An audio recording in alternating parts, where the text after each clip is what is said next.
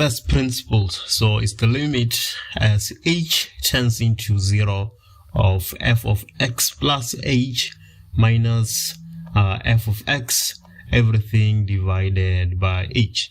So this part here, f of x plus h, we just take in the function itself, right, f of x, and everywhere where there is x we put x plus h, and then minus f of x, we just subtract f of x. There's nothing special we're doing. So f prime of x will be equals to the limit as h tends into 0 of our function is x squared plus x, right?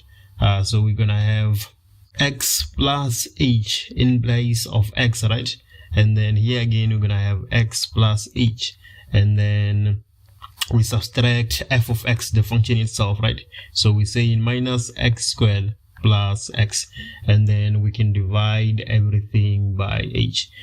So f prime of x will be equals to the limit as h tends into 0 of, so we have x plus h squared, so x multiplied by x, that is x squared, and then x multiplied by h, that is xh. You multiply that by 2, you get plus 2xh, and then h by h, that is just h squared, right? And then plus x plus h, and then minus x squared, and then minus x, and then everything being divided by h. It should be easy to see here now that x squared minus x squared, so that's gone, right? And then we have x, and then we minus x, so that also disappears. So now we have f prime of x being equals to the limit as h tends into 0 of 2xh plus h squared plus h divided by h. So right now we're gonna take h as a common factor on the numerator, right? So we're gonna have the limit as h tends into 0 being equals to h. We have 2x, and then plus h, and then plus 1 divided by h, right? We just took h as a common factor. It's easy to see now that h in the denominator will cancel out with h on the numerator. So now we just left with 2x plus 1, right?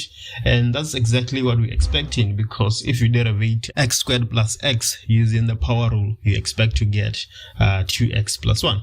Now let's do 7.2. 7.2 is quite straightforward, right? It says that let's find f prime of x if f of x is equals to 2x to the power 5 minus 3x to the 4 plus 8x. We're using the power rule, right? We know fully well that the power rule is saying that the derivative of x to some power n should be equals to nx to the power n minus 1. So if we apply this here, we're gonna get f prime of x being equals to 2 multiplied by 5, and then x to the 5 minus 1 minus 3 multiplied by 4, and then x to the 4 minus 1, and then plus 8 multiplied by 1, and then multiplied by x to the 1 minus 1. That should be equals to, so we have 2 multiplied by 5, 2 multiplied by 5, that is 10, and then 5 minus 1, that is 4, so we have 10, x to the power 4, and then minus 3 by 4, that is 12, and then x to the 3, 8 by 1, that is 8, and then x to the power 0 is 1, right? And the number to the power 0 is 1. And just like that, we already have 8 marks. And now let's do 7.3. So 7.3 is saying here that the tangent to g of x, if our function g of x is equals to ax cubed plus 3x squared plus bx plus c, has a minimum gradient at the point minus 1 and minus 7, right? For which values of x will g be concave up? For which values of x will g be concave up? I think if there's one thing we can agree on here is that this question will be extremely easy if we knew the value of a and the value of b, and then maybe I forgot plus c here. So maybe, let's give it a try. Let's see if we can find ABC. If we find ABC, then we're just going to derivate twice, equate to 0, and then we're going to be able to find for which values of x will g be concave up. So let's, go ahead and look at our equation and see what we can do here. So we can see here that the tangent, right, to g of x. So the tangent to g of x, let's find the equation of that tangent. So we're saying that g prime of x, we're trying to find the tangent to that graph. That will be 3ax squared. We just applying the power rule, right, plus 6x plus b, right? So now we have this tangent, right? Let's go ahead and substitute that point, -1 and -7, and see what we can do here. So if we substitute -1 and -7, we're gonna get -7 being equals to 3, and then a, and then -1 squared plus 6 -1 plus b, right? So we have -7 being equals to -1 squared, that will just be 3a, and then minus 6 plus b, right? So we can go ahead here and make b the subject of the formula, right? So that we don't have to divide, because if you make a the subject of the formula, you're gonna have to divide both sides by 3, and we don't want to do that.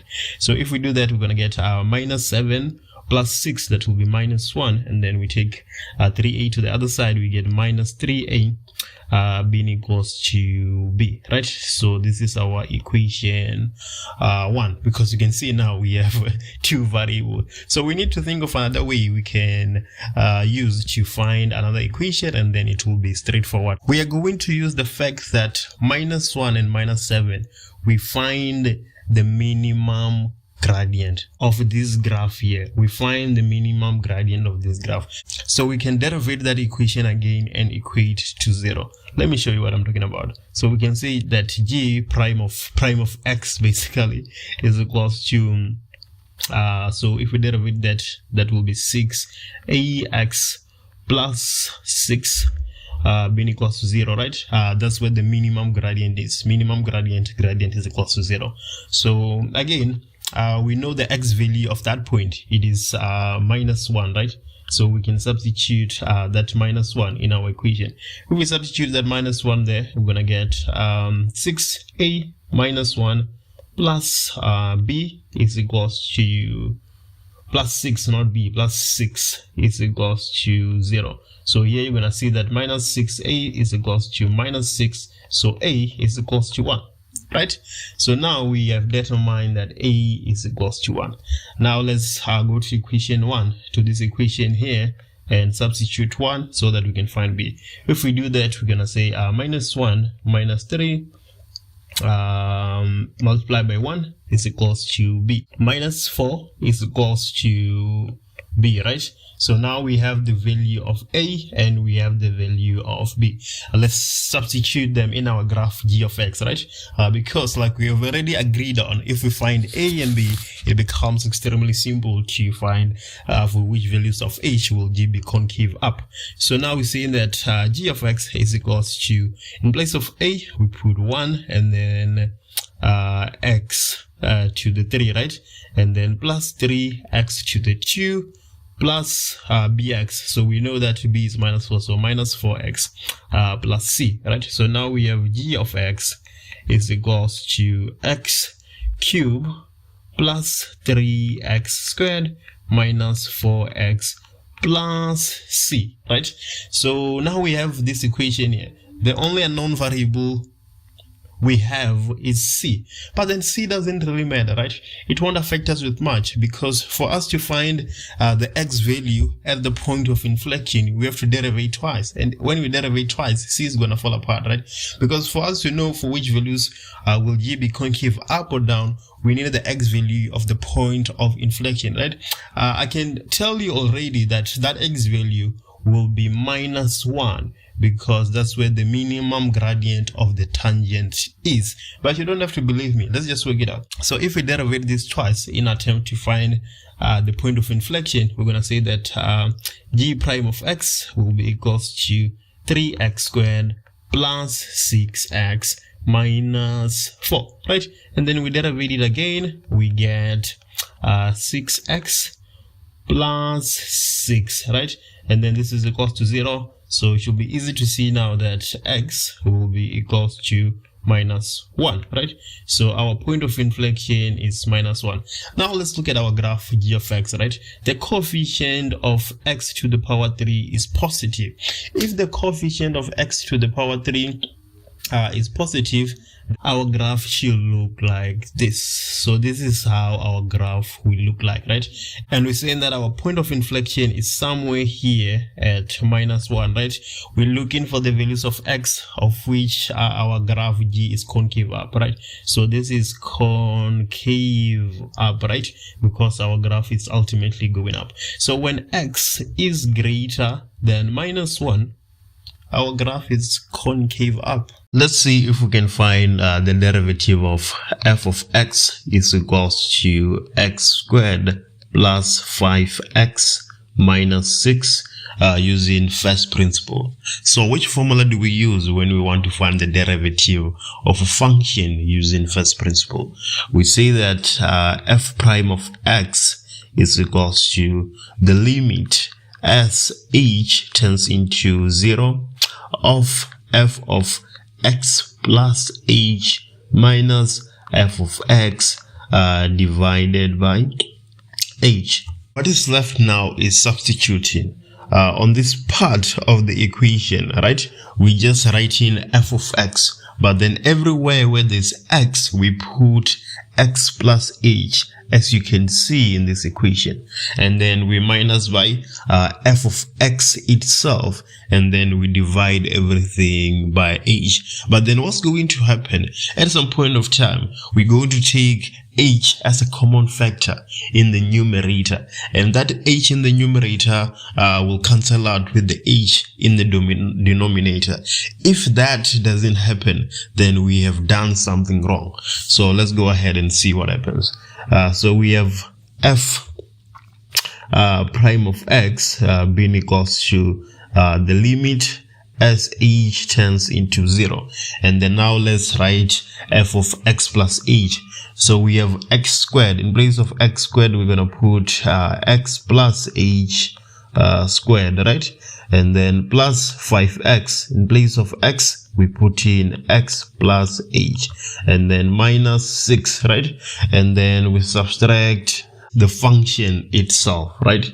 So we're gonna have x squared plus 5x minus 6, and we're dividing everything by h, and this will be equals to the limit as h tends into 0. So now we're solving this here, x plus h squared. So we say that x multiplied by x, that will be x squared, and then x multiplied by h multiplied by 2, that will be plus 2xh, and then h multiplied by h, that is just h squared.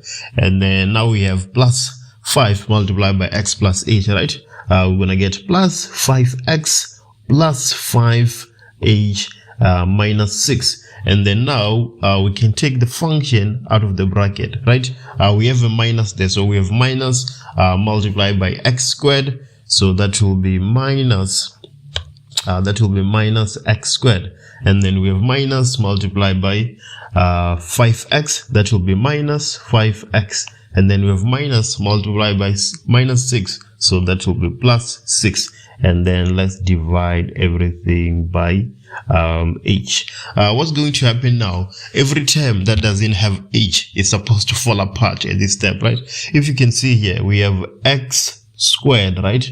And then here we have minus x squared, so that will give us 0. And then we have plus 5x, and then we have minus 5x, that will give us 0. We have minus 6, we have plus 6, that gives us 0. So what we're left with here is just 2xh plus h squared, what else, plus 5h, right? And then let's write that down. So the limit as h tends into 0 will be 2xh plus h squared plus 5h divided by h. Now we can take h as a common factor in the numerator. If we do that, we get the limit as h tends into 0 being equals to h, and then we'll be left with 2x plus h plus 5, and then we divide everything by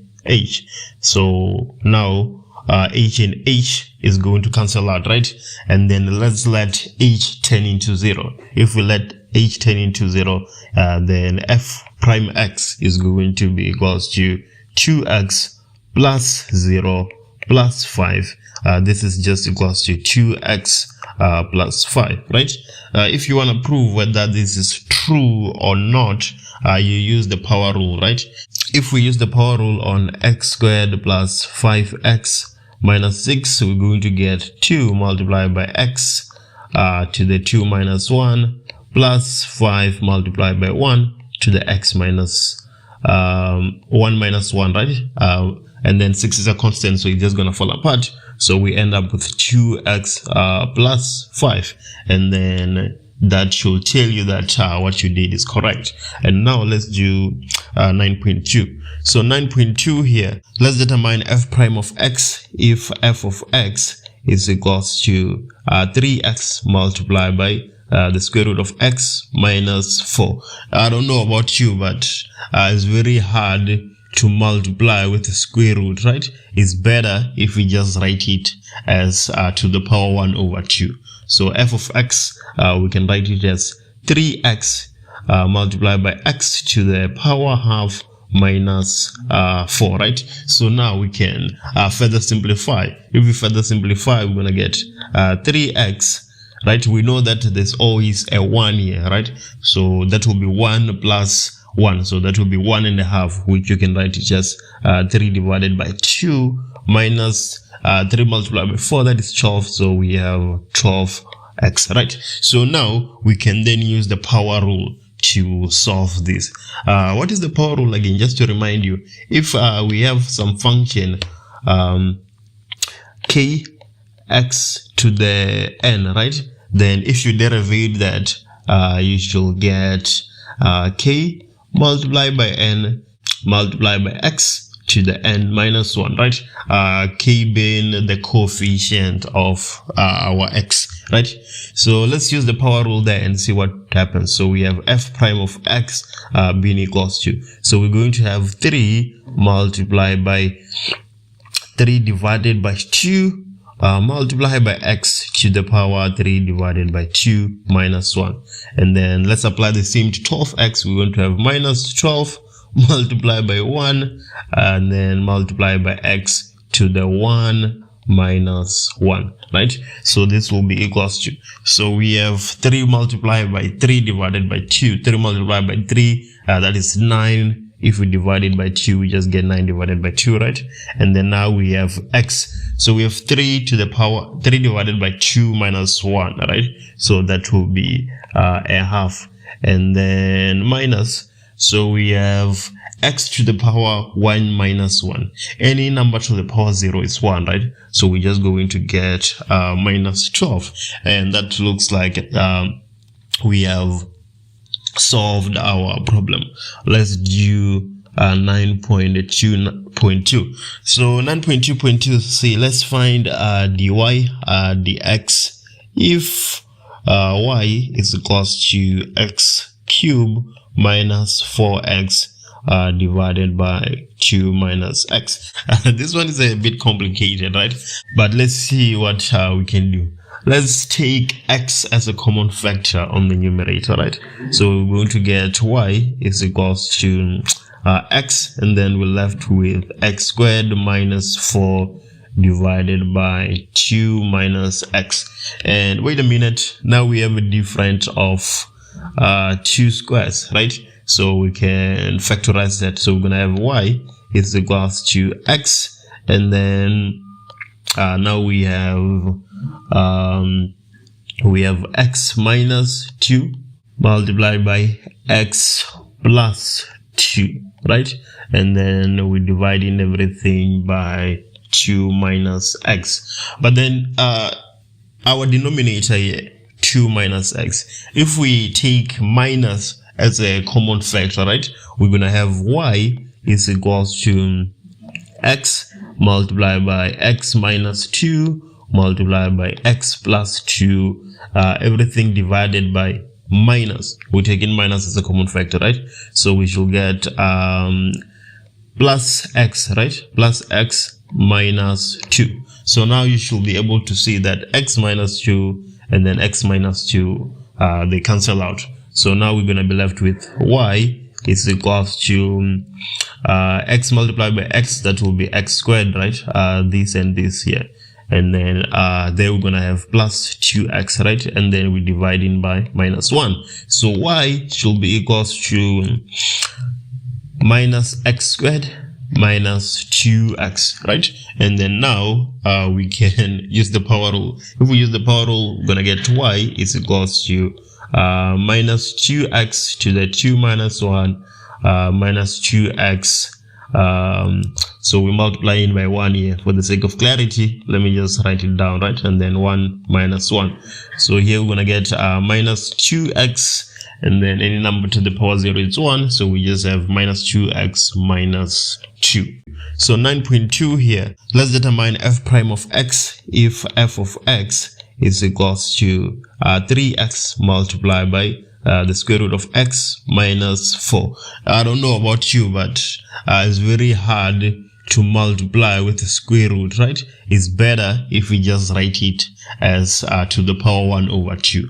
So f of x, we can write it as 3x multiplied by x to the power half minus 4, right? So now we can further simplify. If we further simplify, we're going to get 3x, right? We know that there's always a 1 here, right? So that will be 1 plus 1. So that will be 1.5, which you can write it as 3 divided by 2 minus 3 multiplied by 4, that is 12. So we have 12x, right? So now we can then use the power rule to solve this.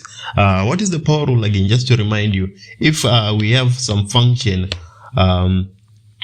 k x to the n, right? Then if you derivate that, you should get k multiplied by n multiplied by x to the n minus 1, right? K being the coefficient of our x, right?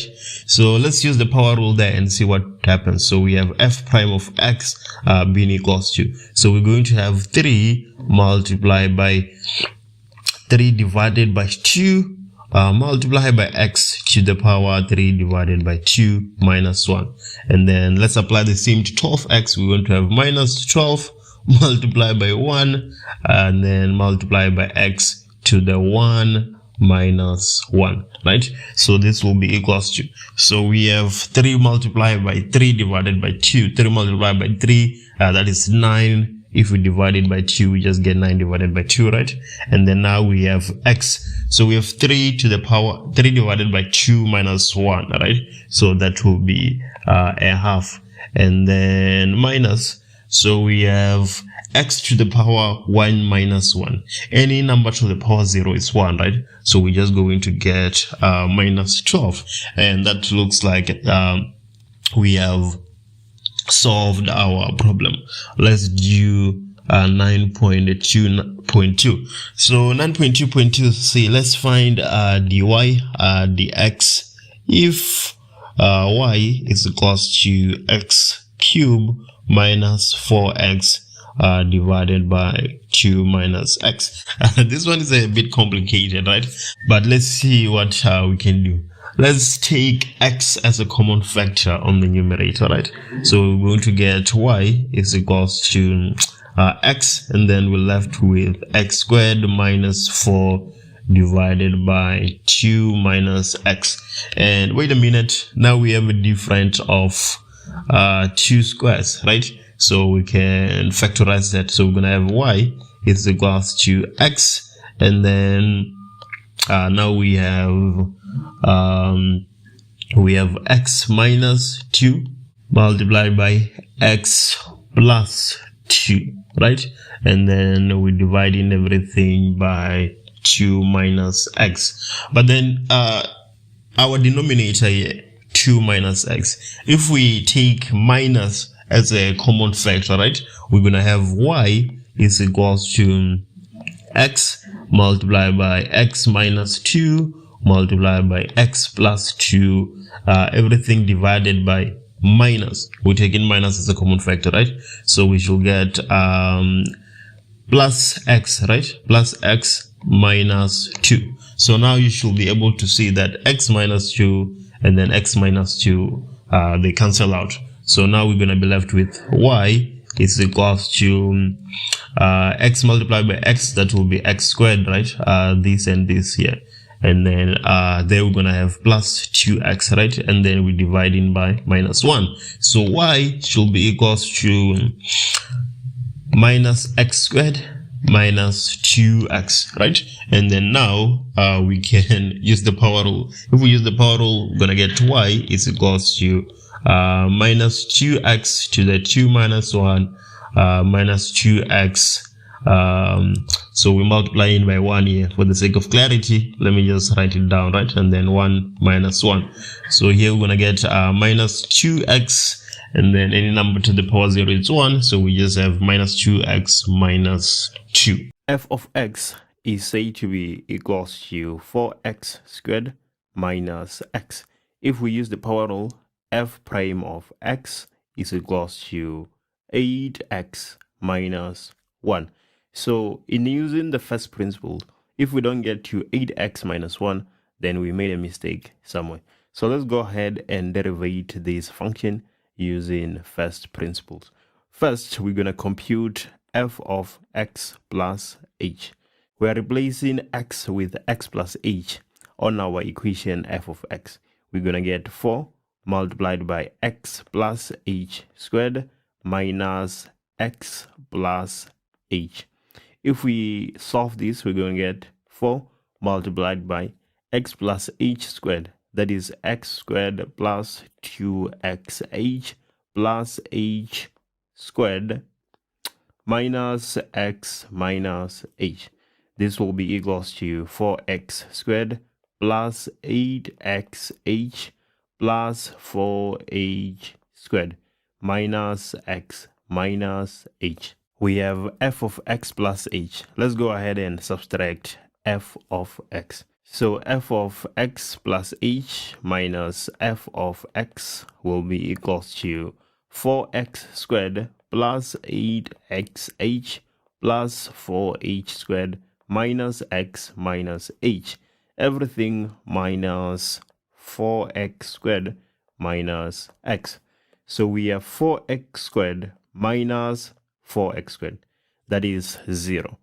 And then we have minus x plus x, that is also 0. So f of x plus h minus f of x will give us 8xh plus 4h squared minus h. Now we just need to divide by h. So we're going to have f prime of x being equals to the limit as h tends to 0 of 8xh plus 4h squared minus h divided by h.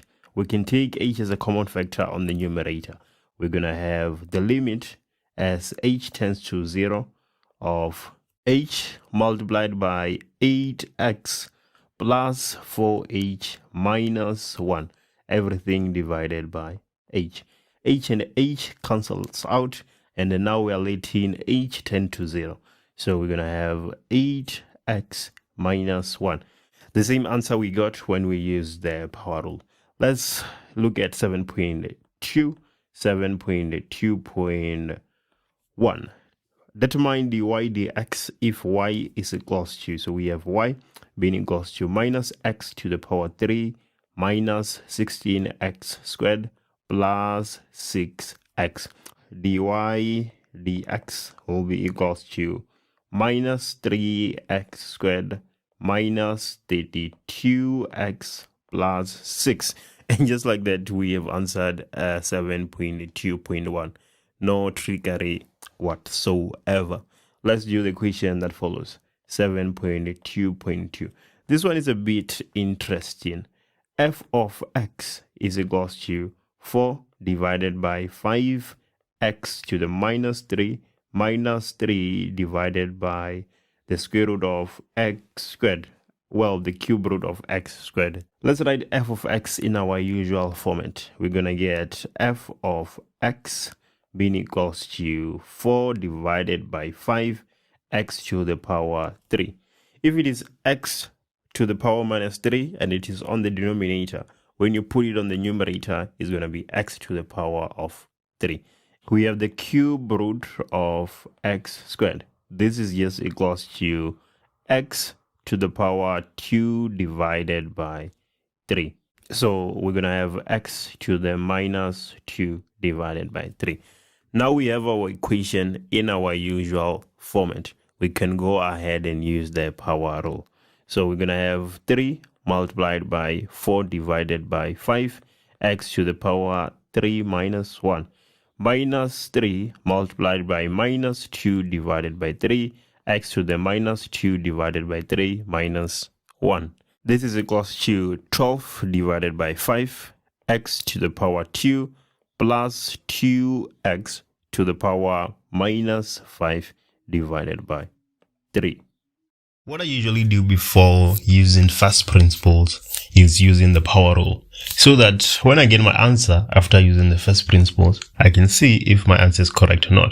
So what do we have here? We have f of x, which is equals to minus 2x squared minus 1. So if we derivate this using the power rule, right, we're going to get minus 4x. Right, so now we can go ahead and use the first principle. We are doing 7.1, by the way. And then if we don't get minus 4x as our final answer, we know that we've made a mistake somewhere. So let's go ahead and solve this question so that we can see what we have here. 7.1, so we're going to say f prime of x is equals to the limit as h tends to 0 of f of x plus h minus f of x, everything divided by h, right? So this will be equals to the limit as h turns into 0, and then here we have f of x plus h, right? So we're writing the equation of f of x, but then everywhere where we have x, we put x plus h instead. It's that simple. Let me show you how it will look like. So we have minus 2x squared. So instead of x, we're going to put x plus h, right? And then we square that, and then we have our minus 1 right there. So we are done with the first part. And then the second part, we're just subtracting f of x as it is, right? So if we do that, we're going to have minus 2x squared minus 1. And then we're going to divide everything by h.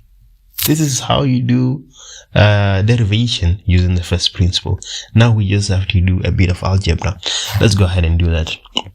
So we're going to have the limit as h tends to 0 of, so we have minus 2, and then x multiplied by x, that is x squared, x multiplied by h is xh, you multiply that by 2, you get plus 2xh, and then h multiplied by h, that's h squared, right? And then we have minus 1, and then minus multiplied by minus, that will give us plus 2x squared, and then minus multiplied by minus again, that will give us plus 1, and then everything divided by h, right? We still have our limit as h tends to 0, right? So now we just multiplying out by minus 2, right?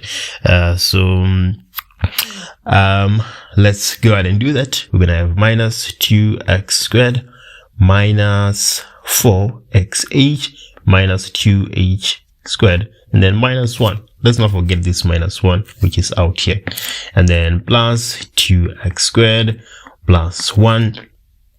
We're dividing everything by h. Now I want to show you something. We have minus 2x squared here plus 2x squared, and then we have minus 1 plus 1. So we're only left with minus 4xh and minus 2h squared. So we're going to have the limit as h tends to 0 of minus 4xh minus 2h squared divided by h.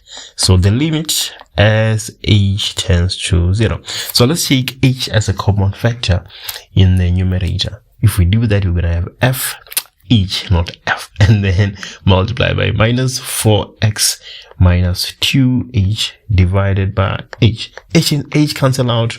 Now we have minus 4x minus 2, h is turning to 0, right? So this is just minus 4x. And then you can see now that we have the same answer when we use the first principle and when we use the power rule. So now we are convinced that what we did is correct, right? 7.2. The interesting question here is 7.3. That's the interesting question. Let's just do 7.2 first, and then we're going to move to that. 7.2.1. We have f of x, which is equals to minus 2x to the 3 plus 3x squared. We want the derivative using, we're not told what to use, right? So we can just use the power rule, the faster method, right? So if we say f prime of x, we're gonna get, so the base, not the base, but the exponent, multiply the base, and then we subtract 1, right? So minus 2 multiplied by 3, that will be minus 6, and then x to the power 3 minus 1, which is 2. And then the same thing, 2 multiplies 3, we get 6, and then x, we subtract 1 from the power. So we just have x to the power of 1. Right, so that is our answer for 7.2.1, minus 6x squared plus 6x. Right, that checks out. Let's do 7.2.2.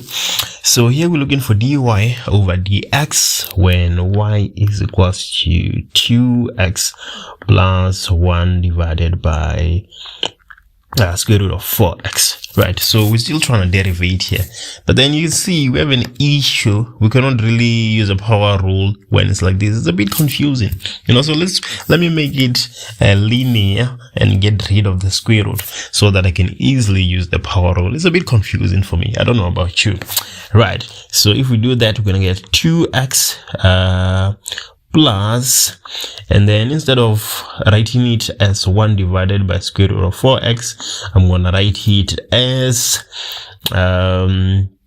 square root of 4x everything to the power minus 1. It's the same thing, right?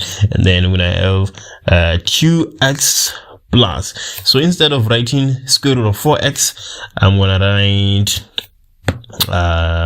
4x to the power a half. That's the same thing as having the square root, right?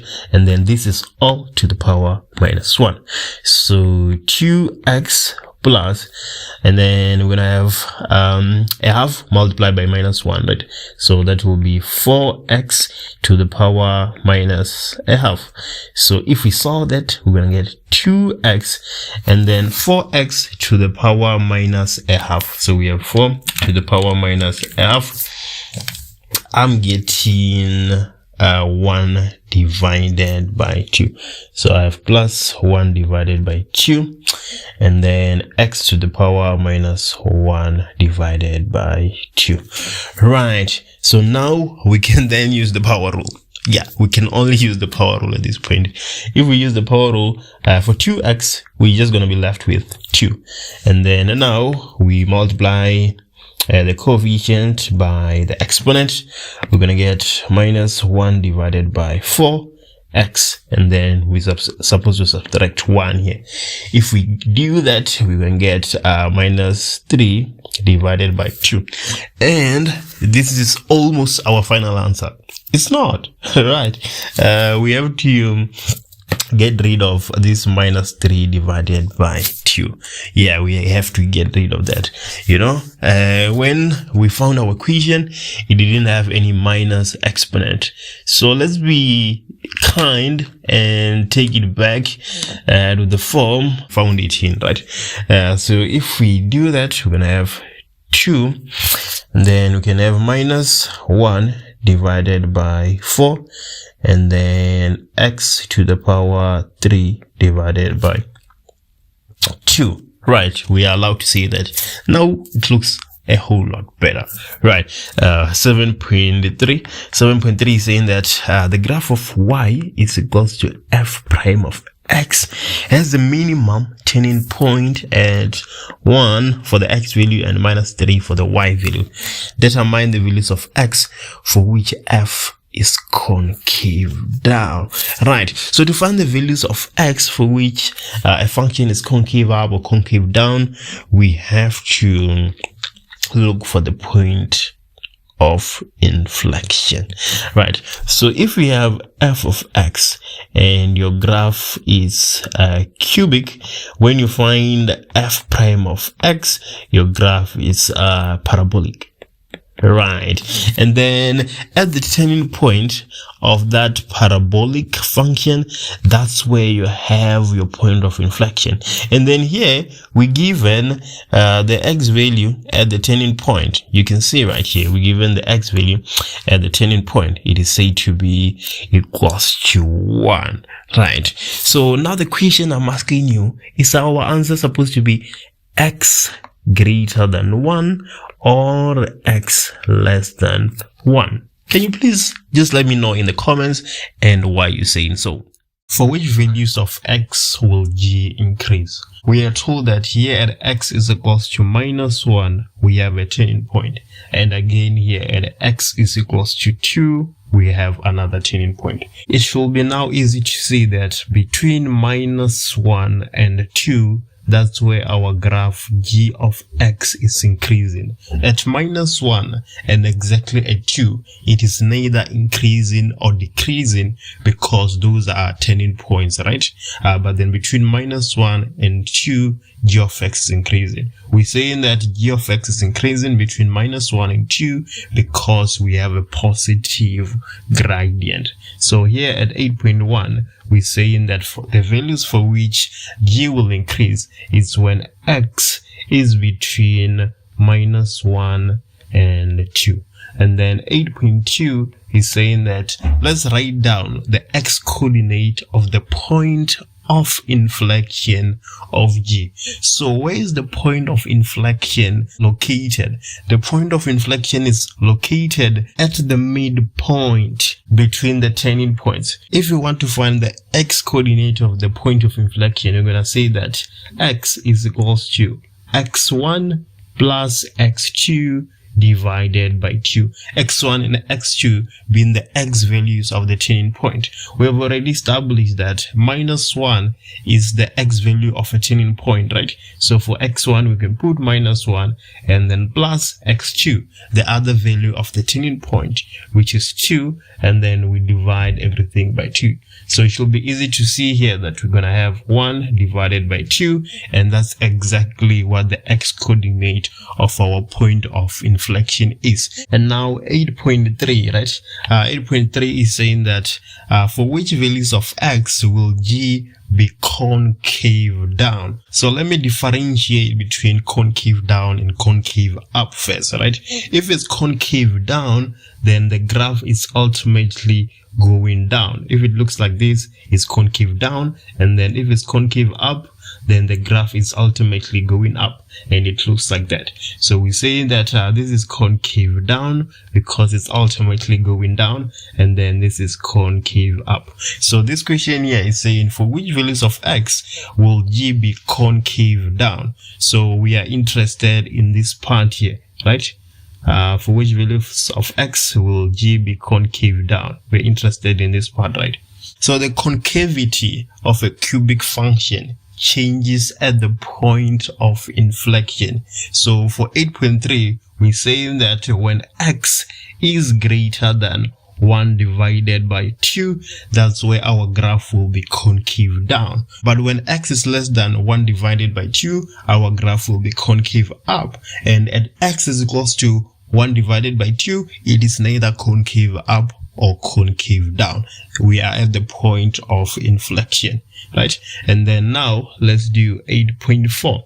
8.4 is saying that if g prime of x is equals to -6x squared plus 6x plus 12.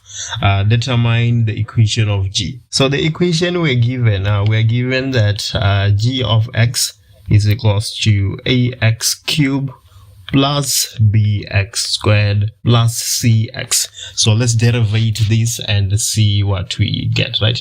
If we derivate that, we're gonna get g prime of x is equals to 3ax squared plus 2bx plus c. Now let's just compare this equation we have here and this equation we have here. So now we should be able to see that minus 6 on the first equation should be equals to 3 multiplied by a, and then 6 on the first equation should be equals to 2 multiplied by b, and then 12 should be equals to c. So what are we saying? We're saying that minus 6 should be equals to 3 multiplied by a.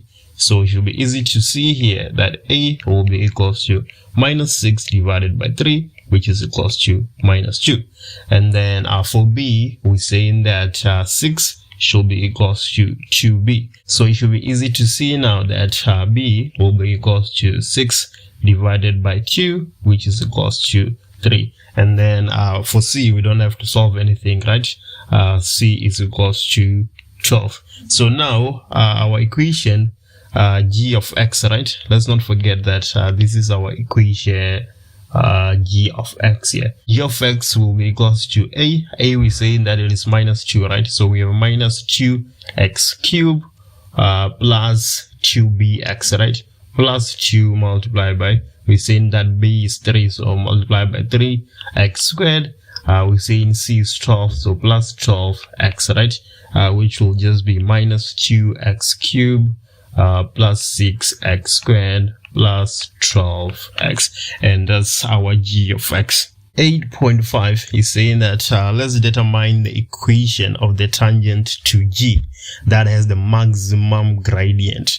Write down your answer in the form y is equals to mx plus c. If we're looking for the equation of a straight line, we need two things. We need a coordinate, and then apart from a coordinate, we need the gradient. If we have these two, then we can have an equation y is equals to mx plus c. So how are we going to find the coordinate? I want you to realize something here. The maximum gradient is at the point of inflection. The maximum gradient is at the point of inflection. That is always true. So we already know that for our coordinate, x is equals to 1 divided by 2. And then to find y should be pretty much straightforward. We're just going to substitute 1 divided by 2 into g of x. And then for the gradient, we're going to derivate g of x, right? And substitute our coordinate x equals to 1 divided by 2 and get the gradient. So now let's find our y value so that we can have our coordinate. So we have g of 1 divided by 2 being equals to minus 2. Let's not forget that we determined the equation in 8.4, right? Minus 2 multiplied by 1 divided by 2 to the 3 plus 6 multiplied by 1 divided by 2 plus 12 multiplied by 1 divided by 2. And that should be equals to 13 divided by 2. So now we have our y value. So here we can say y is equals to 13 divided by 2. Now let's substitute 1 divided by 2 into the equation for the gradient of g of x. Let's not forget that we were already given the equation here in 8.4, right? Here's the equation here. So g prime of x will be equals to minus 6. The x value is 1 divided by 2. We square that plus 6. The x value 1 divided by 2 again plus 12. So g prime of x when x is equals to 1 divided by 2 will be 27 divided by 2. So now back to our equation, y is equals to mx plus c. Our y value is 13 divided by 2. That is equals to our m, which is 27 divided by 2. Our x is 1 divided by 2 plus c. So now we're just solving for c, and when we're done solving for c, we're essentially done, right? So we're gonna have 13 divided by 2 minus 27 divided by 2 multiplied by 1 divided by 2, which is equals to c. So c here is going to be equals to minus 1 divided by 4. So y is equals to 27 divided by 2x minus 1 divided by 4. So in this question, we're given a cubic function, right? F of x, which is equals to x cubed plus bx squared plus cx plus d. And the first equation 10.1 is saying, let's write down the value of d. Before we even look at our sketch, let's look at our equation and see what d means, right? So here's d here. I just circled it in red. I want you to realize something here, that if you say f of 0, right, you're going to get 0 cubed plus b of 0 squared plus c multiplied by 0 plus d. So f of 0 is going to be 0 cubed, that's 0, plus b multiplied by 0 squared, that is 0, plus c multiplied by 0, that is 0, right, plus d. So f of 0 is basically equals to d. And we know fully well that if we say x of 0, we're looking for the y-intercept, right? So d is the y value of the y-intercept. So let's go to our graph and see what the y value of the y-intercept is. You can see here that c is the y-intercept, right? And then the y value there is 4. So now we can conclude that d is equals to 4. And now we can do 10.2. 10.2 is saying, let's show that b is equals to minus 3 and c is equals to 0, right? So the rule of thumb in math is that if you have 2 variables, you're going to need 2 equations. If you have 3 variables, you're going to need 3 equations. So since we have 2 here, let's try and find 2 equations. So what we can do, we can substitute this point A on our graph f of x, right? So we can say sub A into f of x, right?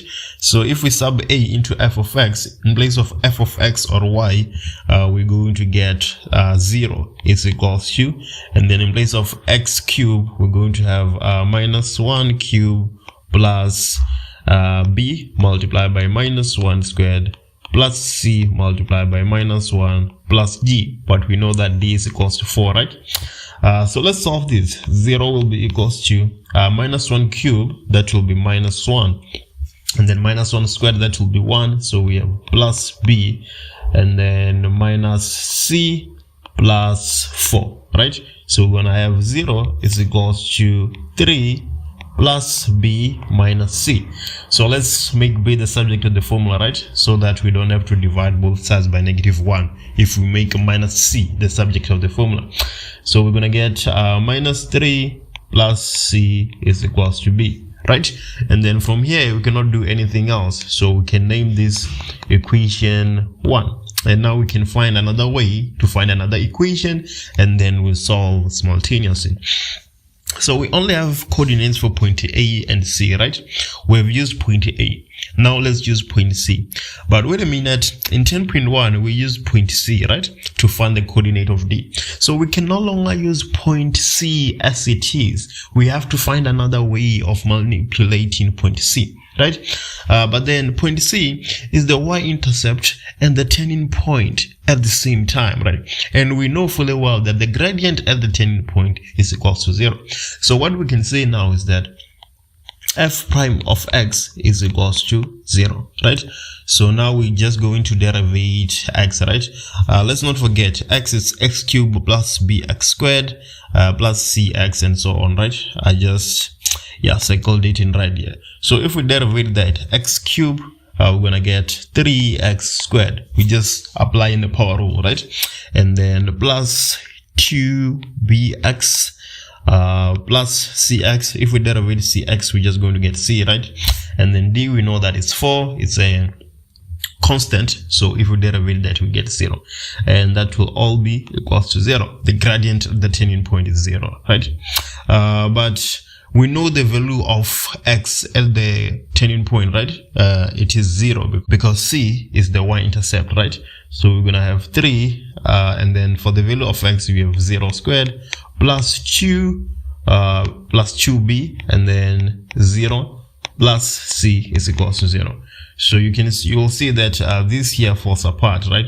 And then this here falls apart. So now we are only left with c is equals to 0, right? And then this can be our equation 2. Now let's sub equation 2 into equation 1, right? So we're gonna get minus 3 plus, we know that c is 0 is equals to b. So minus 3 is equals to b. And that's exactly what we are asked to prove, right? So yeah, there we go. We just solved the problem. Now let's do 10.3. 10.3 is saying let's determine the equation of the tangent to f at x is equals to 5. So back to the basics. What do we know about a tangent? We know that the equation of a tangent is that of a straight line. Y is equals to mx plus c. If you want to find the equation of a straight line, you're going to need the two things. You're going to need the gradient and the coordinates of one point so that you can determine c, right? So to find the gradient, we're gonna use f prime x, right? We're going to derivate f of x and substitute the x value to find the gradient. But then now we have the gradient sorted. How are we going to find the value of c, right? We need a point to find the value of c.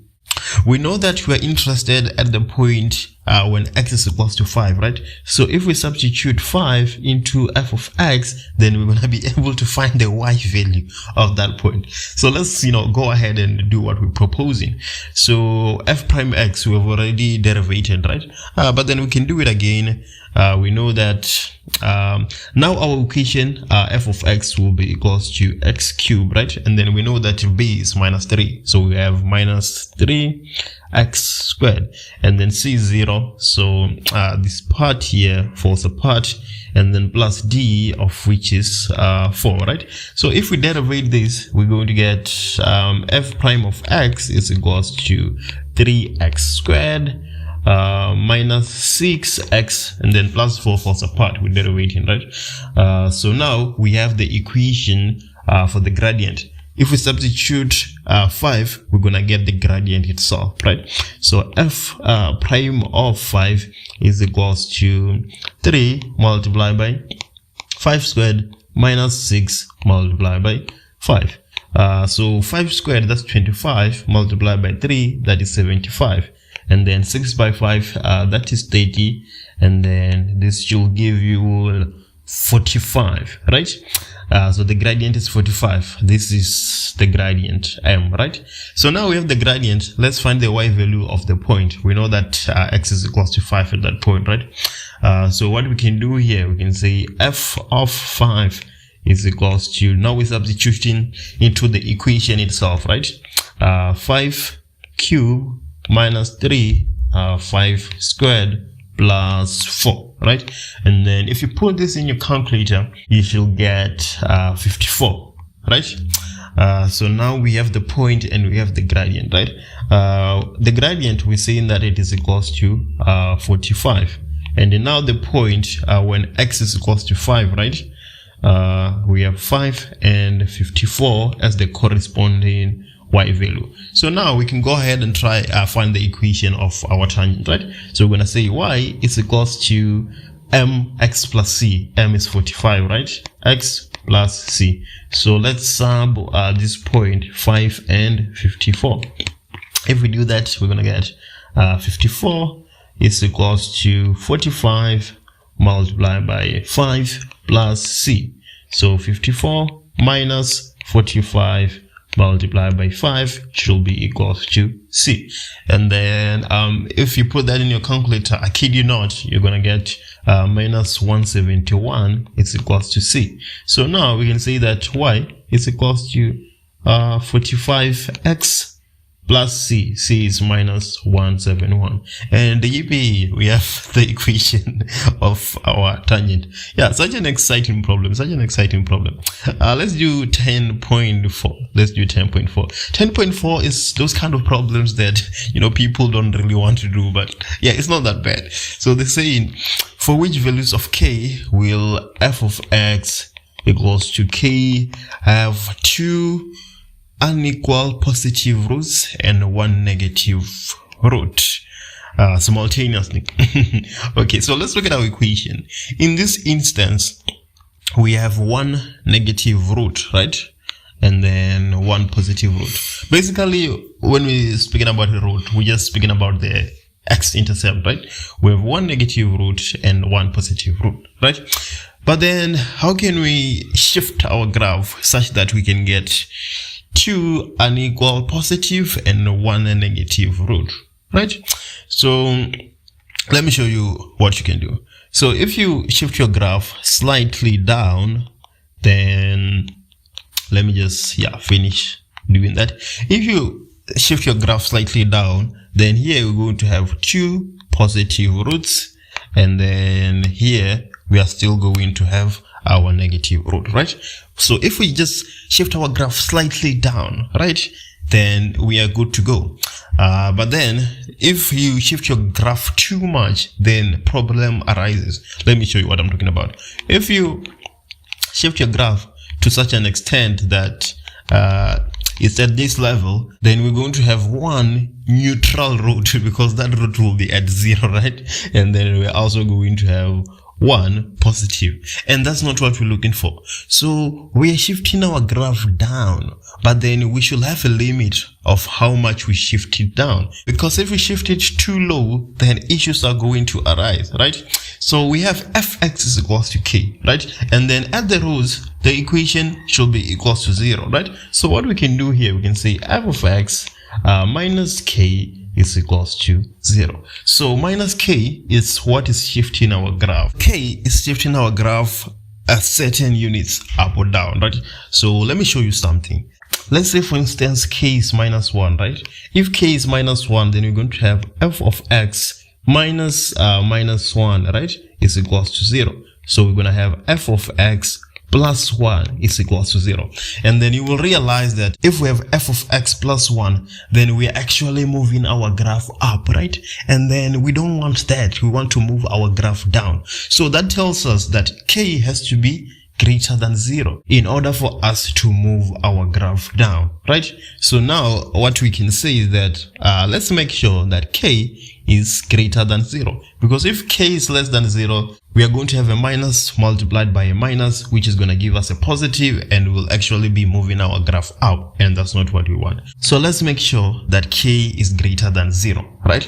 But then, like I said, we need a limit. We cannot just move the graph infinity units down, right? This situation that we were talking about here, when we have a neutral root, right, and 1 positive root, this occurs when k is equals to 4, right? When we move our graph 4 units down. And then another thing you should realize is that if we move our graph 5 units down, then our graph just keeps on going down, right?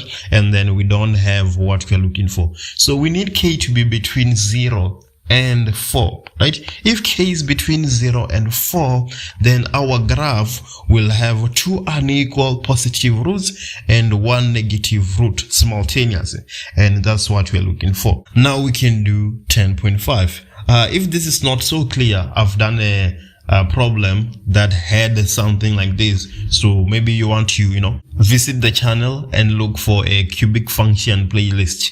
Let's do 10.5. 10.5 is saying determine the coordinates of the local minimum of g if g of x is equals to f of minus x plus 3.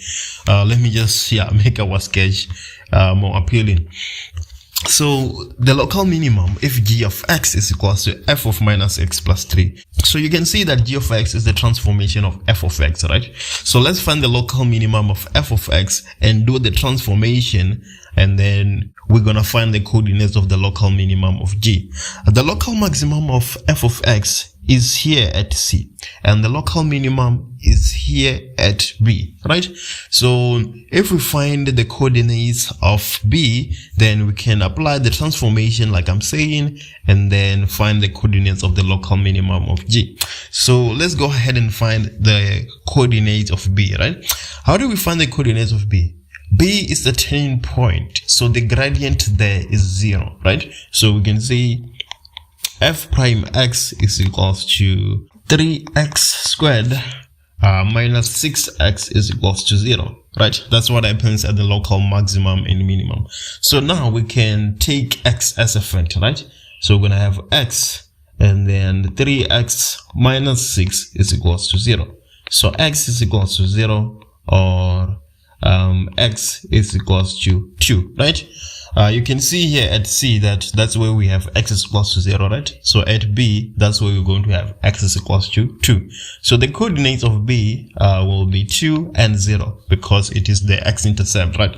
So the corresponding y value is 0. So let's apply the transformation. G of x is equals to f of minus x. So instead of x, for g of x, we have minus x, right?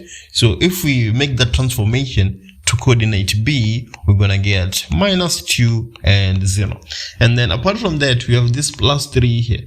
And like we were saying on 10.4, that 3 moves the graph up or down, right? So here the y value was 0, and then we're moving 3 units up, right? So instead of B being minus 2 and 0, we're gonna get B being minus 2 and 3. Show that A is equals to 12 and B is equals to minus 36.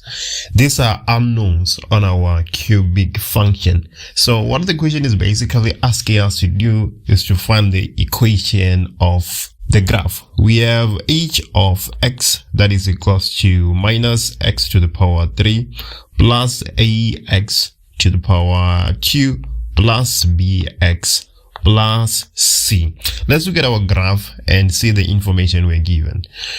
We have 2x intercept, one at x is equals to 0 and another one at x is equals to 6. We are told that the coordinates of B is 6 for the x value and 0 for the y value. So our cubic function has 2 roots, of which one is x is equals to 0. If that is the case, we can always use h of x is equals to k multiplied by x minus x1 multiplied by x minus x2 squared, right? Of which the x you're squaring is the x value at the turning point. So h of x will be equals to the value of k. We have the value of k from our equation. We know that h of x is equals to minus x to the power 3. So minus 1 is the value of k. So we're going to have minus here, and then x minus x1. x1 is x is equals to 0, so we're just gonna have x minus 0 multiplied by x minus x2.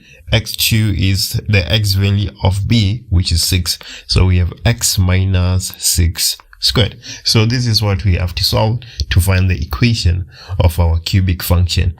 H of x will then be equals to minus x multiplied by, now we have x minus 6 squared, which we need to solve. So the way of doing it, what is x multiplied by x? That is x squared. What is x multiplied by minus 6? That is minus 6x. You multiply that by 2 to get minus 12x. And then what is minus 6 multiplied by minus 6? That is plus 36, right? So h of x will now be equals to minus x to the power 3 plus 12x squared minus 36x.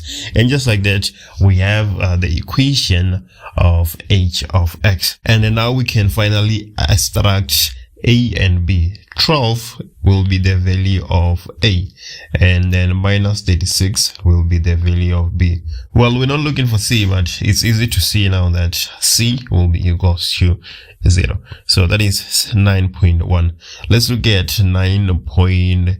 2. Let's calculate the coordinates of A. So A is a turning point just like B. We have two turning points, A and B, of which we always have two turning points on a cubic function. But anyway, stories. How can we find the coordinates of these turning points? Now we have our equation h of x, which is equals to minus x to the power 3 plus 12x squared minus 36x. What you have to know about the turning point is that the gradient is equals to 0. So we can derivate h of x and equate it to 0. And the x values that we're going to find are the x values at the turning points, because that is where the gradient is equals to 0. So let's go ahead and do that. H prime of x will be equals to, so we just derivating using the power rule. We're going to get minus 3x to the power 2 plus 24x minus 36. We have to equate this to 0 if we want to find the x values at the turning points. So we're going to have minus 3x squared plus 24x minus 36 being equals to 0. Let's take minus 3 as a common factor on the left hand side. We're going to have minus 3.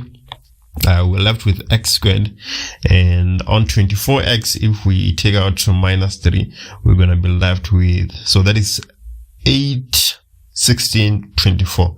So we're left with minus 8x, and then if we take minus 3 from 36, we're going to be, from minus 36, we're going to be left with plus 12, and this is all equals to 0. We're going to divide both sides by minus 3. We're going to get x squared minus 8x plus 12 is equals to 0. So this is what we need to factorize in order to find the x values at the turning points.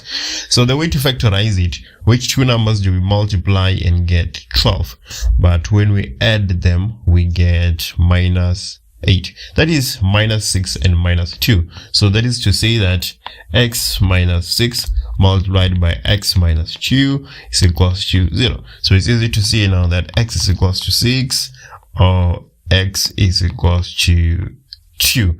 Right, so x is equals to 6 is the x value at B. X is equals to 6 is the x value at B. So that tells us that x is equals to 2 is the x value at point A. But we're not looking for the x value of point A. We're looking for the coordinates. So we have to substitute this x is equals to 2 into h of x.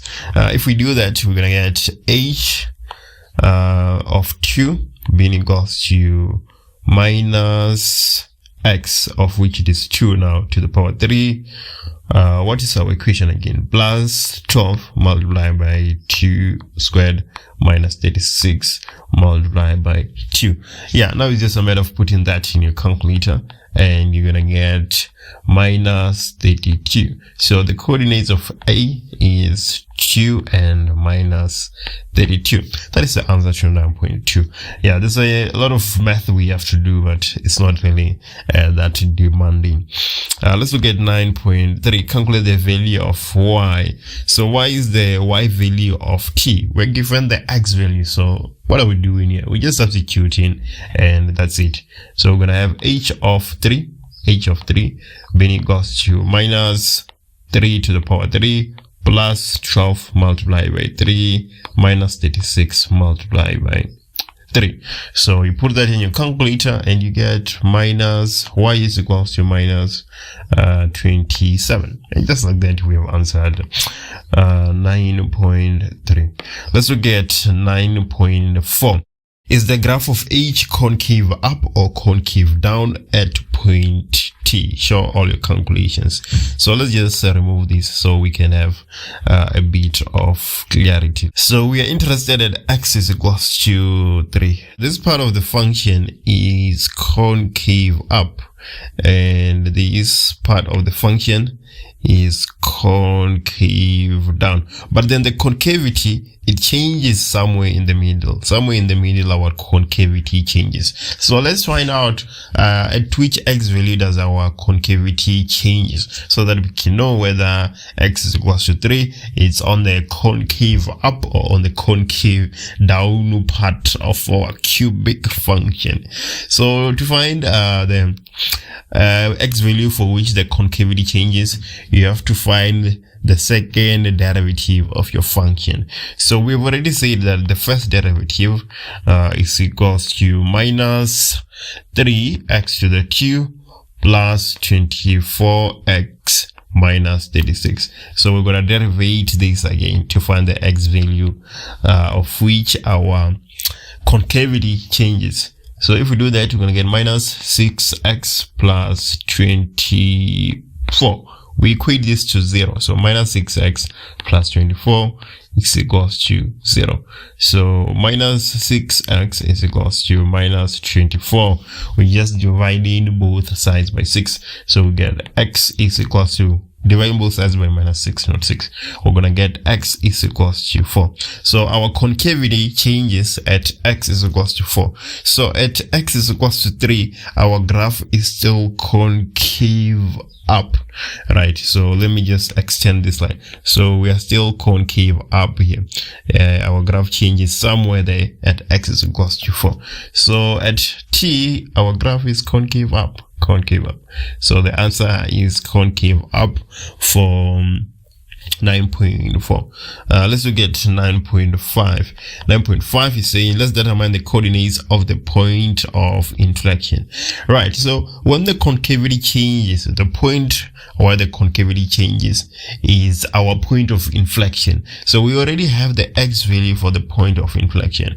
We can just substitute this x value into h of x. So h of 4, if you do that method, you're gonna get minus 16. So this is the coordinates of our point of inflection. What we're trying to do right now is to find the coordinates of A and B, right? So we're given the equation of the function f of x, and we are told that A and B are the turning points. So let me show you something real quick. So for 9.1, we know that f of x is equals to 2x to the power 3 plus 3x to the power 2 minus 12x, right? So we want the coordinates of A and B. A and B are the turning points. So if we derivate this function, we're going to get an equation for the gradient. But if we equate that gradient to 0, we're going to find the x values for A and B, because the gradient is equal to 0 at the turning points. So what am I saying? I'm saying that if we say f prime of x, so we're derivating right now using the so-called power rule. We're going to get 6x squared plus 6x minus 12. Right, this is the gradient.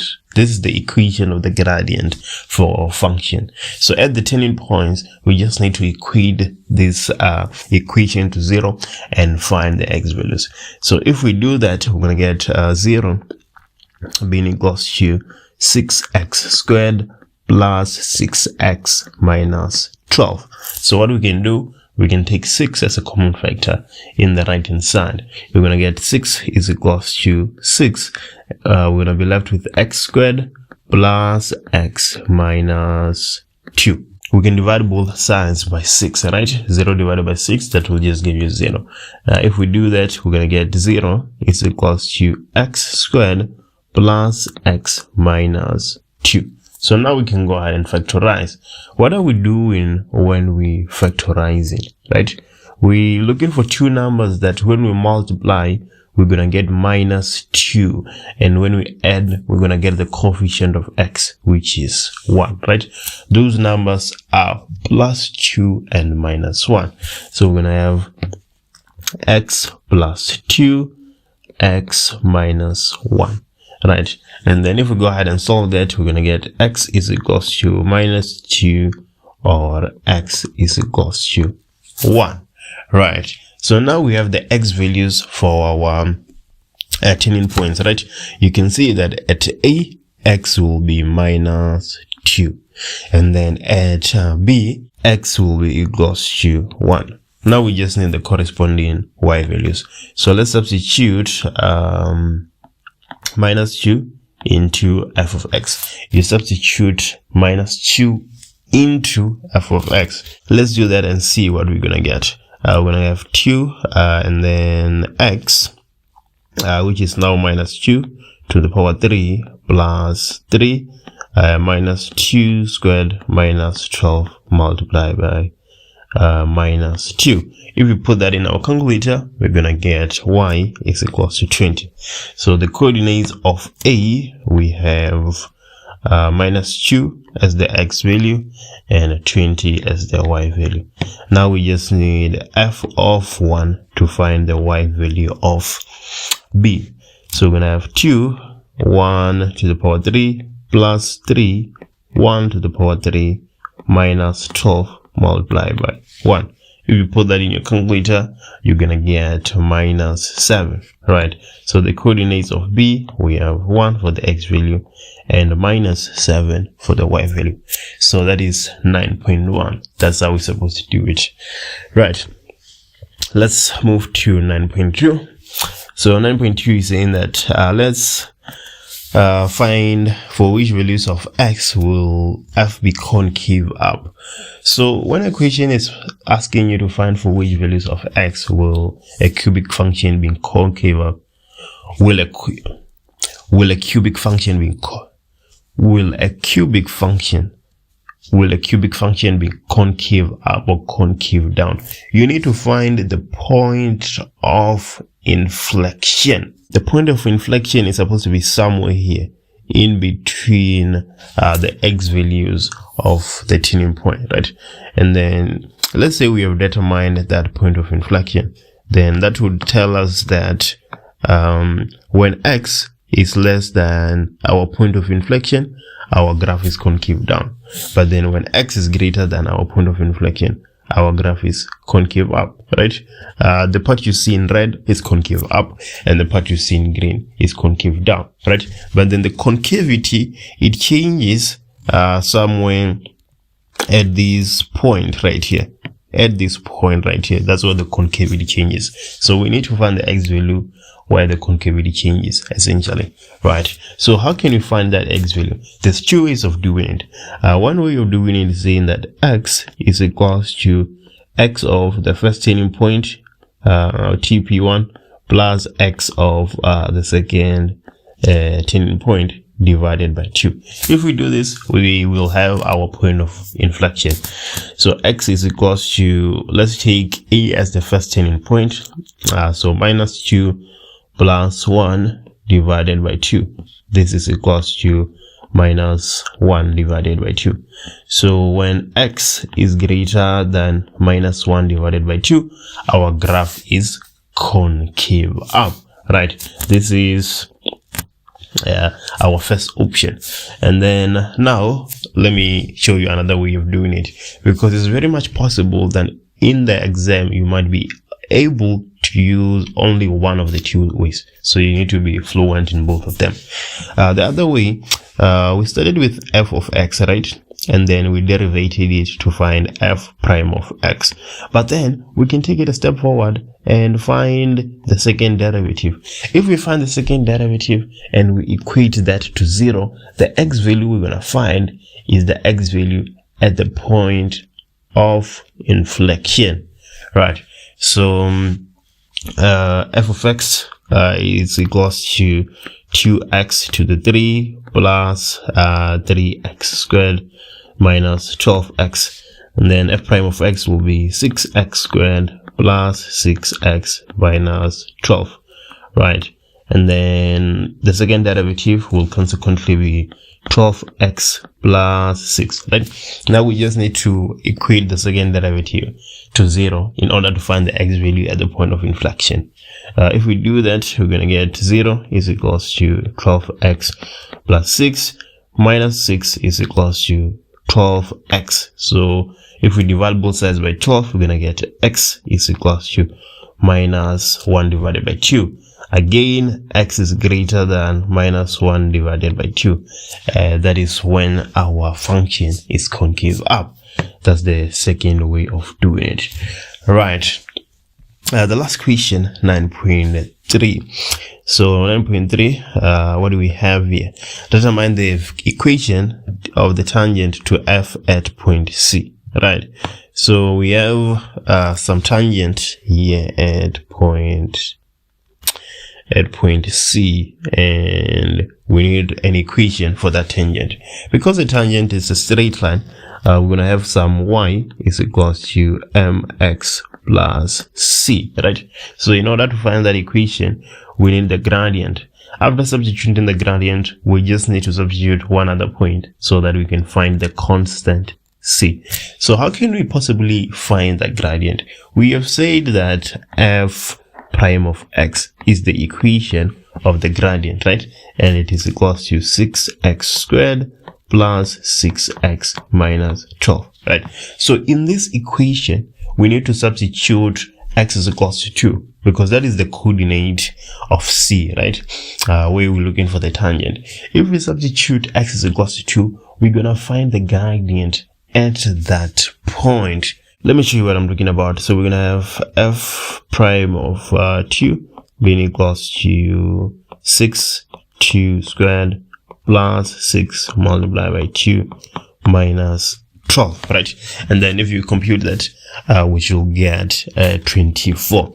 So now we can say that y is equals to 24x plus c.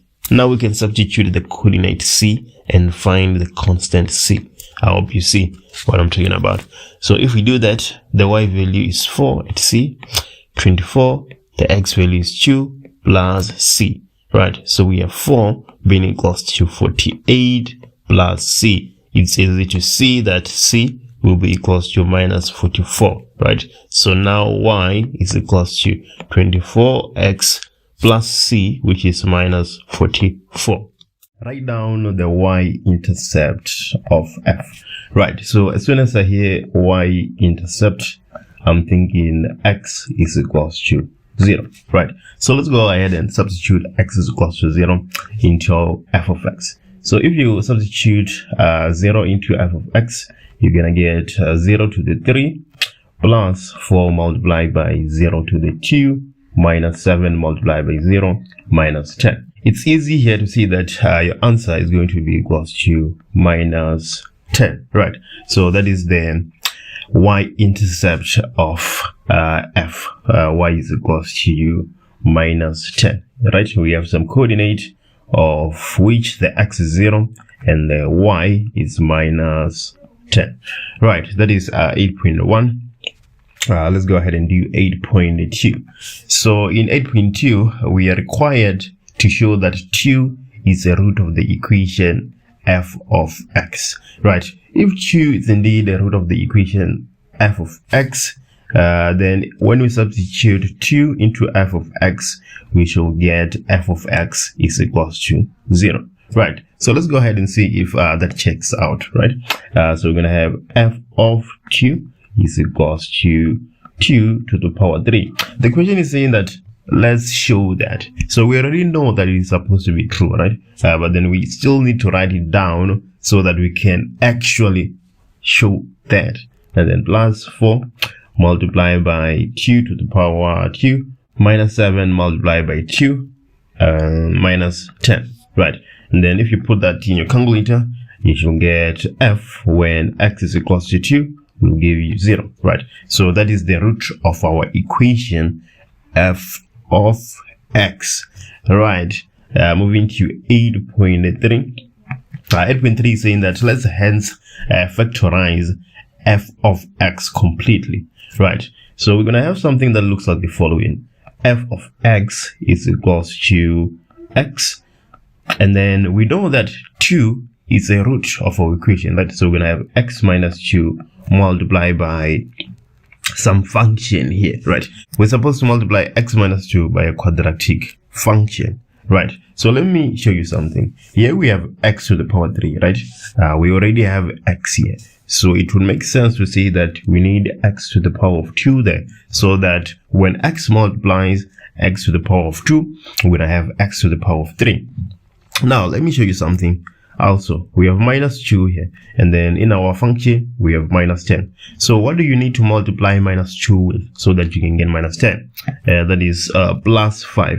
So we have plus 5 right there.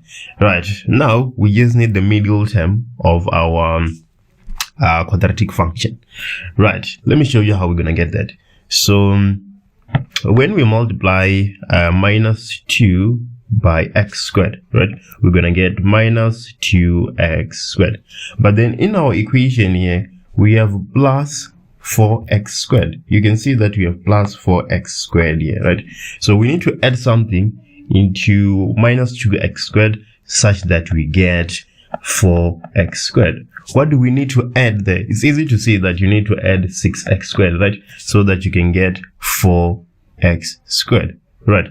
So here we're gonna have plus 6x, not plus 6x squared, plus 6x. We're gonna get 6x squared from multiplying x and 6x. Right, so this is how you can factorize a cubic function. But then our question is very specific. It says that we need to factorize it completely, right? So we also need to now come and factorize that function that we have there, right? So f of x will be equals to x minus 2 multiplied by, we can open 2 brackets now. So when we're factorizing a function like this, we're looking for two numbers that when we multiply we get 5, and then when we add we get 6. That is easy to see, right? That will be plus 5 and plus 1. So we're gonna have x plus 5 multiplied by x plus 1, and just like that we have factorized our cubic function completely. Right, let's move to 8.4. Let's move to 8.4.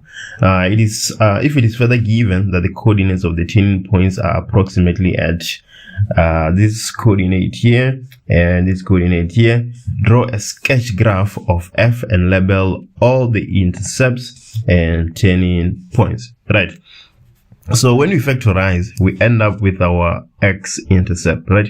X is equals to 2, x is equals to minus 5, and x is equals to minus 1. And we know the y-intercept from 8.1. So the intercepts, we have those covered, and then we are given the turning points, right? So we have all we need. We just need to sketch our function. So let's go ahead and do that. Right, so let's let me draw the set of x's. So we can have our x here, and we can have our y here. Right, let's see what we get. So let's start with the y-intercept. We know that it is at minus 10. So we are interested at this point. Let me just take it a bit down. So we have minus 10 here. And then let's go to the x-intercept. We have one at minus 5. And then we have another one at minus 1. And we have another one at 2. Right. So those are our intercepts. Now we need the turning points. We have this first one here, which says 0.7 and minus 12.6, right? So let's have minus 12.6 here, and then 0.7. We can put it somewhere here, right? That makes sense. And then minus 3.4, supposed to be between minus 5 and minus 1, right? And then this one, it has a y coordinate of 20.8. So let's have 20.8 here. Yeah, so this is a coordinate. This is a coordinate. And then 0.7 and 12.6. We have another coordinate there. So now we need to go ahead and sketch our cubic function. Right. As you can see here, we have x to the power 3, right?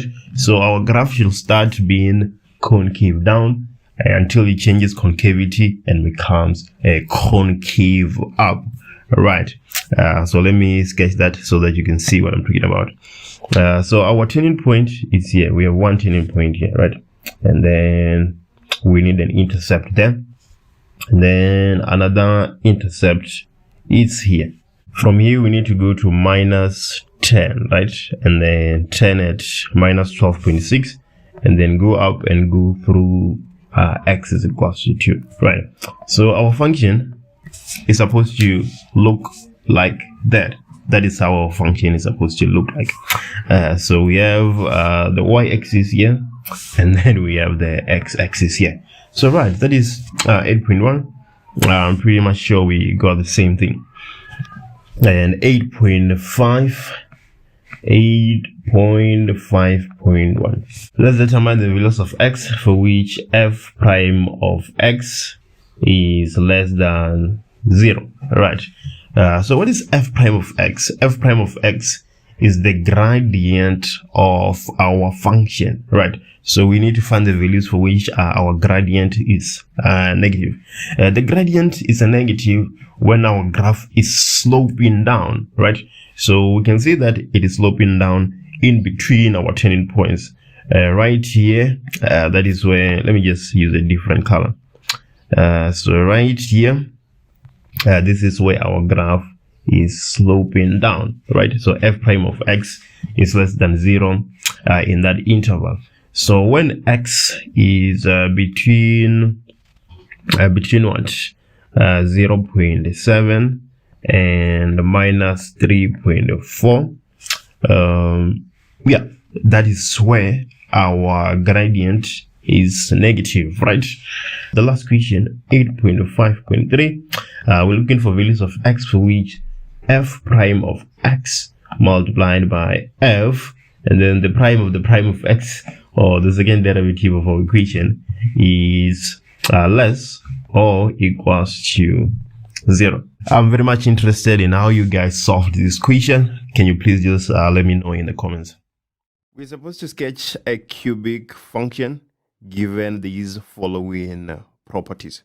The first property is that f of minus 2 is equals to f of 1 is equals to 0. So if f of minus 2 is equals to 0, when x is equals to minus 2, we have our x-intercept. So let's go ahead and put that in our graph. So here at minus 2, and here at x is equals to 1, we have our intercepts. The next property is that f prime of 1 is equals to f prime of minus 1 is equals to 0. So at x is equals to 1 and x is equals to minus 1, the gradient is 0. Here at x is equals to 1, we have an intercept and turning point at the same time, right? And then f of minus 1 is equals to 4. So we have a coordinate here. F of minus 1 is equals to 4. And then f of 0 is equals to 2. That is our y-intercept. So f of 0 is equals to 2.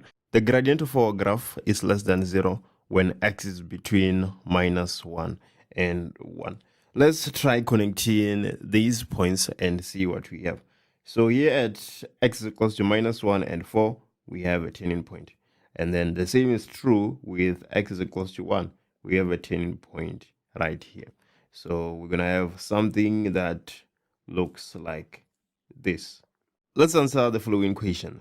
8.2. Determine the equation of f in the form y is equals to.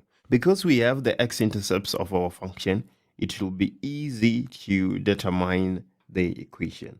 F of x is equals to a multiplied by x minus x1 multiplied by x minus x2 squared. So why do we have x minus x2 squared here? We squared the intercepts, that also serves as a turning point. So when we substitute here, we should have f of x being equals to a multiplied by x plus 2 multiplied by x minus 1 squared. This is what we need to solve. So f of x is equals to a multiplied by x plus 2.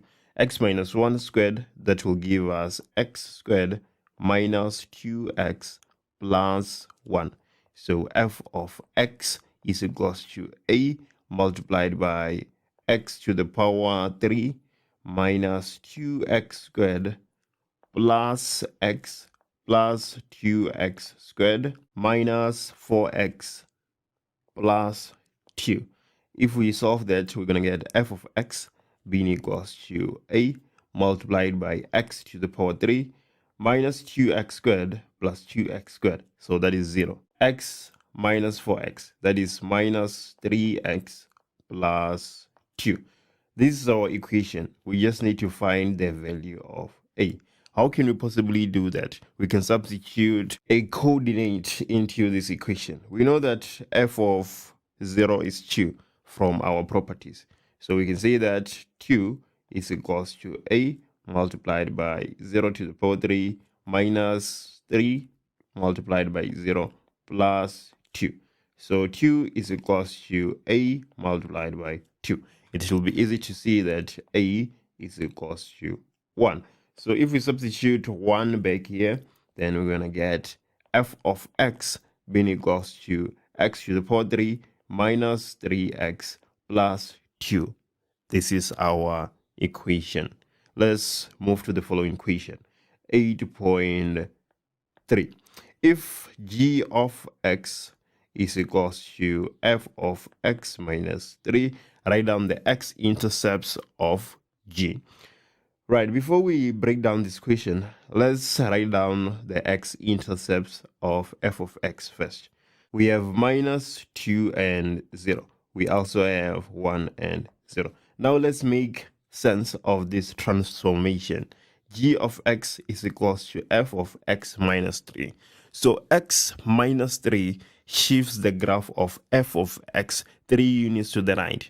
If it was plus, then it would shift it to the left. It is counterintuitive, but it is what it is. So we just need to move these x values 3 units to the right to get the x-intercepts of g of x.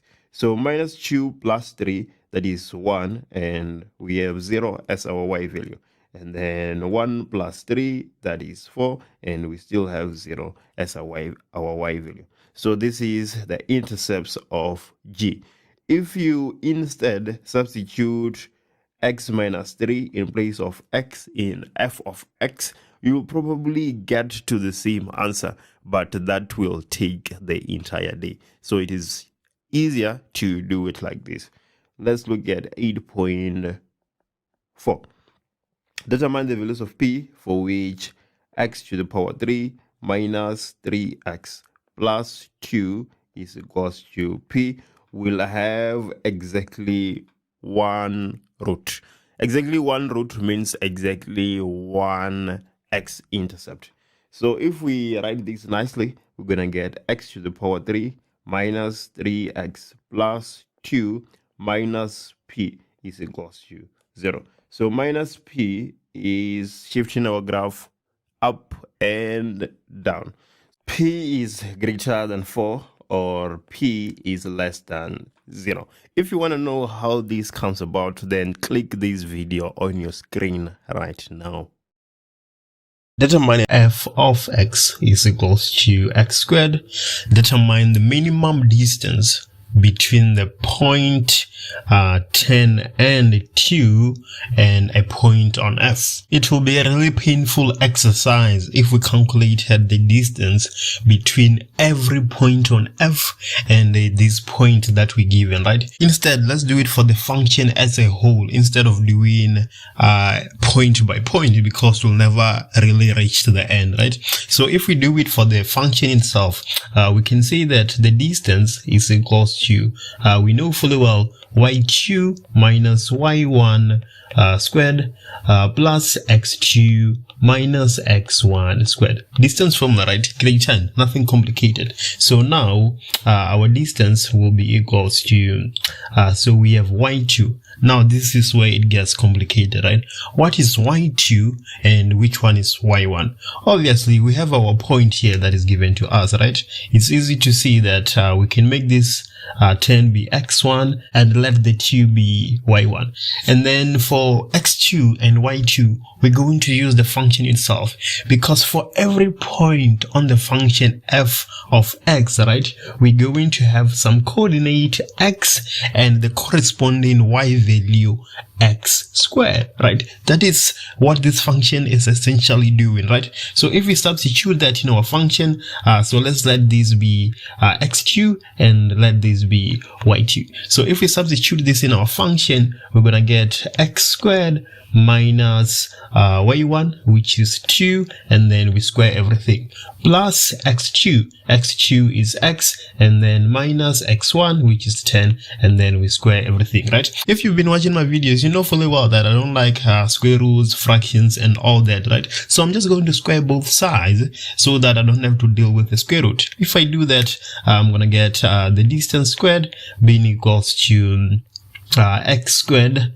minus 2 squared plus x minus 10 squared, right? So now you can see that it's much easier to digest, right? But then the brilliant thing about distance is that if the distance from A to B is greater than the distance from C to D, right? Even if you compare the squared distances, the distance between C and D will still be greater. So instead of using the distance, we can just use distance squared because it makes our life more simple, right? So let's just go ahead and use distance squared because we're all agreeing that it makes our life simple. If I go ahead and simplify this, I'm going to get d squared is equals to x squared by x squared. That will be x to the power 4, right? And then minus 2 multiplied by x squared, that will be minus 2x squared. You multiply that by 2, you get minus 4x to the 2, and then minus 2 multiplied by minus 2 plus 4, then x by x, that will be x squared, and then minus 10 by x minus 10, multiply that by 2, you get minus 20x, and then 10 by 10, that's 100, right? So now we have d squared being equals to x to the 4, x to the 4, x to the 4, minus 3x squared, and then minus 20x plus 104. So now we have our equation for distance squared, right? But then we don't want just the equation for distance squared. We want the minimum distance between a point on the function and our point 10 and 2, right? So the way we are going to do this, if we derive distance squared and equate to 0, then that value of x that we're going to determine is going to be the value of x on the point that gives us the minimum distance. And then after that, we're going to calculate the minimum distance. So let me go ahead and derive this. So if I derive this, so I'm saying the derivative of distance squared will be equals to x to the 4. We just apply the power rule, so that will be 4x to the 3, and then minus 6x minus 20. We're equating it to 0, right? We want the point that will give us the minimum distance. So now all we have to do is to solve this equation here, and we have the value of x of that point, and with the value of x of that point, we can substitute it in our distance formula and consequently find the minimum distance between the point and a point on f, right? So when we solve something like this, we always going to have a bracket here that says x plus some number k, right? Multiplied by a quadratic function being equals to 0, right?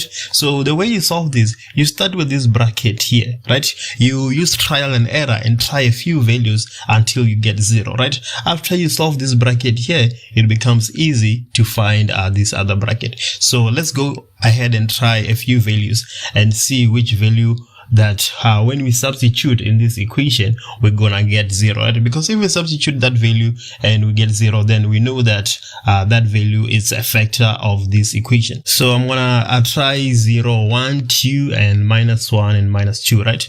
So let me try 0. So if I try 0 there, let me just substitute in real quick. If I try 0, I'm getting minus 20 if I try 0, right? Obviously, let me try 1 and see what I get. If I substitute 1 in that equation, I get minus 22. Let me try minus 1. If I try minus 1, I get minus 18. That's not what we want. Let me try minus 2. If I try minus 2, I'm getting minus 40. So let me just try 2. And then when I try 2, I get 0, right? So I know that when x is equals to true, this equation here, it holds, right? 4x to the 3 minus 6x minus 20 will be equals to 0 when x is equals to 2, right? So when x is equals to 2, that's exactly where we have our minimum, right? But the good part about all of this is that we can actually verify and see if we get our minimum when x is equals to 2, right? We can substitute x is equals to 2 on this distance formula here that we started with, right? And then we can substitute 2.1 and substitute 1.9, right? Because if we substitute a value that is slightly above 2 and a value that is slightly below 2, and all those two values give us a bigger distance than when we substitute 2, then 2 is the value we're looking for. So let's go ahead and substitute 2. So if we substitute 2 on the distance formula, we're gonna get d when we substitute 2, right? When x is equals to 2. When you substitute 2, we're gonna get d is equals to the square root of what? The square root of x squared minus 2 squared plus x minus 10 squared, right? So let me substitute 2 and see what I get. When I substitute 2, I'm getting a distance of 8.24 units, right? Now let me substitute 2.1. When I substitute 2.1, I'm getting 8.26 units, right? So you can see that when x is equals to 2.1, we're getting a higher value. And when I substitute x is equals to 1.9, I get a distance of 8.26 again. Now we can see that when x is equals to 2, our distance is 8.24 units, and that's the minimum distance between the point and the function. So what you can do if you want to verify this, you can take any other value of x, right? And then you substitute it in the equation for the distance and see if you get any number that is less than 8.25. Show that the total area of the square and the circle formed is given by this equation. A boy uses 12 meters of wire to form a circle and a square. Each side of the square is x meters long. So on each side of the square, we're supposed to have x meters. So we're going to have something that looks like this. So the amount of wire used to make the square is 4x, as each side is x meters long. Amount of wire used to make the circle will be 12, the total amount of wire, minus the amount of wire that was used to make the square, which is 4x. The wire used for the square and the wire used for the circle. As soon as you miss this, there's no way you can answer this problem. You need to realize that this is the case. So for the area of the square, we're going to have the area being equals to x squared. And then now comes to the area of the circle. The amount of wire used for the circle is 12 minus 4x. This is the circumference of our circle. It is 12 minus 4x. So we can say that 2 pi r is equals to 12 minus 4x. 2 pi r is the formula you use to get the circumference. In this case, it is equals to 12 minus 4x. We want to find the area of the circle. So I'm doing this so that I can find the radius, because as soon as I have a radius, I have an area for that circle. If I divide both sides by 2 pi, I'm going to get r being equals to 12 minus 4x divided by 2 pi. I think I can factor out 2 here on the radius. If I do that, I'm going to get 6 minus 2x divided by pi. I took 2 as a common factor on the numerator and then on the denominator, and I cancelled out. So the radius is 6 minus 2x divided by pi. Now we can go ahead and find the area of our circle. So the area of the circle will be pi r squared. So we're going to have pi multiplied by the radius, which is 6 minus 2x divided by pi squared. This will be equals to pi multiplied by, so 6 minus 2x squared, 6 multiplied by 6, that is 36. 6 multiplied by minus 2x, that is minus 12x. You multiply that by 2, you get minus 24x. And then minus 2x multiplied by minus 2x, we're going to get plus 4x squared. Everything divided by pi squared. We can cancel out pi and pi. So we're going to get 4x squared minus 24x plus 36 divided by pi. This is the area of the circle, and this is the area of the square. We want to find the total area, so we can just easily add those two. We're going to have the area being equals to x squared plus 4x squared minus 24x plus 36 divided by pi. So I can rearrange this and get pi x squared plus 4x squared minus 24x plus 36, everything divided by pi. I have x squared and x squared, which I can take as a common factor of those two terms and get the area being equals to 4 plus pi multiplied by x squared minus 24x plus 36, everything divided by pi. And this is what I'm required to prove. The total area of the square and the circle formed. 9.1. Let's move to 9.2. Determine the value of x for which the total area is minimum. So the area is equals to 4 plus pi x squared minus 24x plus 36, everything divided by pi. We need the value of x for which this area is a minimum. So we need to derivate at some point. It looks like it will be very difficult to derivate, but it is actually not. Let me show you how. Let's give every term on the numerator its own base of pi. So if we do that, we're going to get 4 plus pi multiplied by x squared divided by pi minus 24x divided by pi plus 36 divided by pi. So we want to derivate and equate to 0. Here we just simply apply in the power rule. So we're going to have 2 multiplied by 4 plus pi divided by pi x minus 24 divided by pi. 36 divided by pi is a constant. So this will be equals to 0.